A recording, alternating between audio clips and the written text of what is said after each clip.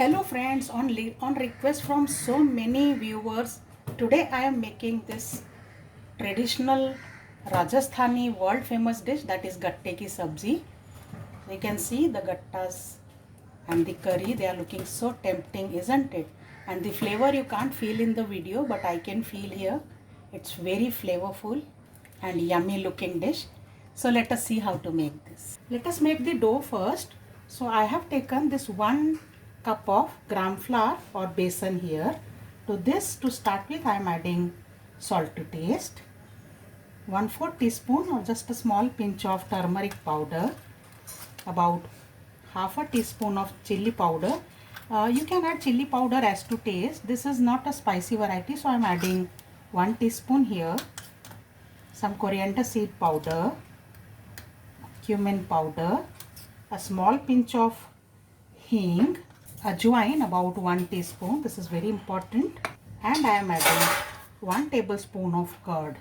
1 tablespoon of oil also go into this. We'll mix all this well, and then we will add water to form a medium dough with this. Don't make very thin, don't make very thick. So I'll add water gradually to this.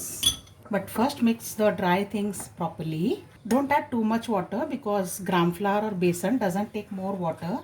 So our gram flour dough is ready now. We will allow it to rest for about 10 minutes. It is a little messy affair, but then you have to knead it with hands. Let's rest it for 10 minutes. Our dough has rested for 10 minutes, so I have taken it out on this rolling plate.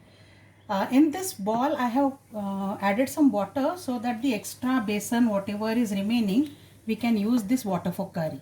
Let's set this aside for now and rub some oil on your palms, and we will knead this dough well. If it is sticking, we can rub some oil on it. Now we'll apply some oil on this and we'll make cylindrical rolls from this dough. Pinch out a ball, place it here and roll it. You can also roll with your hands like this, whatever suits you. So this way we will make thick rolls from this and we will store them separately. Similarly, we can make all the rolls. So all the rolls are ready now. Now we will put them in boiling water. So I have started some water here for boiling, and when the water starts boiling a roll boil, then we will add these to the boiling water. The thickness of ball, this cylinders is not so important. You can make any thickness, but see that all of them are equal thick. This water is boiling now, so I am dropping all these rolls into this, the gatta rolls. Allow them to boil on high flame for about 10 minutes. We'll check them once. They are almost done, but we'll keep for some more time. You can keep turning them and checking them occasionally. Let's check. The gattas are boiled now. You can see very tiny blisters kind of things here, and that is what is a sign that the gattas are well boiled now. So I'll take them out in a plate. They have become so soft. That is another sign that they have boiled well. Otherwise they were sticking, they were getting stretched. So all the gattas I have taken in a plate. Let's allow them to cool. And meanwhile, in this bowl, I'll also take this water in which we had boiled gatta. This also we will use for curry. So remember, we have two waters now. One in which we had kneaded the dough, and other one in which we have boiled the gatta. While the gattas are cooling, let's prepare the curd mixture for our gravy. So I have taken about half a cup of curd here. To this I am adding half a teaspoon of salt, half a teaspoon of turmeric powder, about 1 teaspoon of red chili powder, 1 teaspoon of coriander seed powder, and half a teaspoon of cumin seed powder, and we will mix all these well. So this curd mixture is ready with all the spices in it. Let's set this aside. Now the gattas have cooled down. So I'll place them on a board and I will cut them into 1/2 inch diameter sizes. See.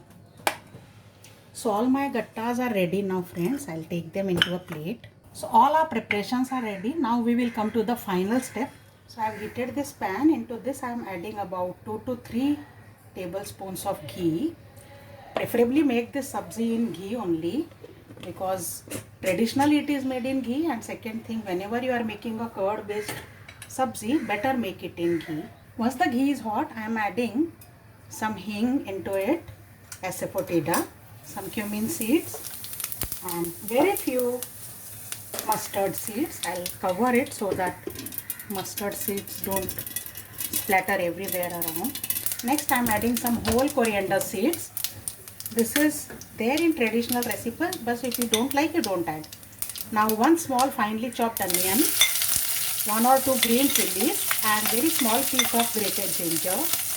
To enhance the cooking process, I'll add small pinch of salt and also to color a pinch of turmeric. Mix well. I don't want to make them brown, just translucent, so they are done. I'm adding 1 small tomato finely chopped into it. Mix, and we have to cover and cook on low flame till the tomatoes completely become mushy. Let's check. The tomatoes have become soft and mushy now. So I am adding the curd mixture which we had prepared together with the spices into it. And let's mix this again.